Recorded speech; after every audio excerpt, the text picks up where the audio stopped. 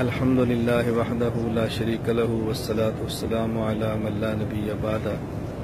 ابھی تقریباً 1.5 منٹ قبل مجھے یہ میسج ملا کہ شیخ الحدیث صدر وفاق المدارس العربیہ پاکستان حضرت اقدس حضرت مولانا سلیم اللہ خان صاحب رحمہ اللہ تعالی انتقال فرما گئے ہیں۔ میں اس وقت مدینہ منورہ مسجد نبوی میں عشاء کی نماز سے فارغ ہوا ہوں۔